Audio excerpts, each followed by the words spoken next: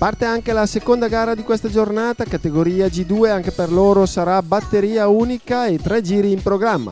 Ricordiamo però che la salita questi piccoli atleti dovranno scalarla per 4 volte perché, come di consueto, la partenza è stata effettuata nella parte bassa del circuito in modo da dare la possibilità a tutti gli atleti di partire in piano, di agganciare il pedale senza avere problemi, e quindi ci sarà il tratto fin sotto il traguardo dove troveranno il contagiri, che aumenterà ancora di più la difficoltà.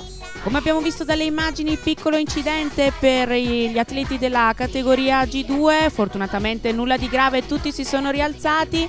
Certo che adesso la gara si fa più complicata perché bisogna cercare di recuperare il terreno perduto.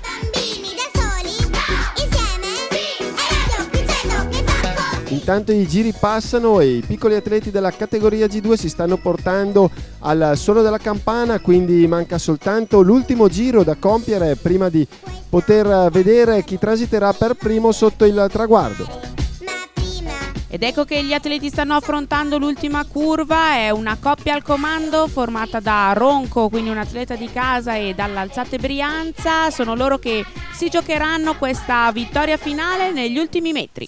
E parte anche per la categoria G2 una volata lunghissima, anche stavolta saranno 2 a contendersi la vittoria, con l'atleta dell'Alzate Brianza che tiene duro sullo strappo finale e transita per primo sotto il traguardo. Si tratta di Mattia Ostinelli, che vince davanti ad Andrea Tetoldini e Riccardo Longo.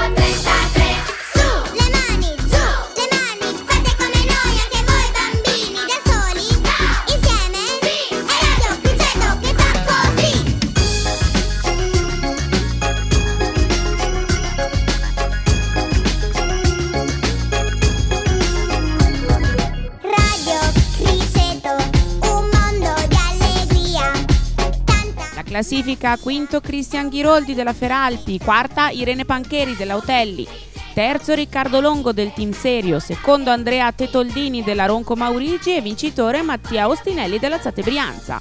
Tra le bimbe, terza Chiara Zanola della Feralpi, seconda Serena Bonetti della Cicli Peracchi di Sovere e vincitrice Irene Pancheri dell'Autelli.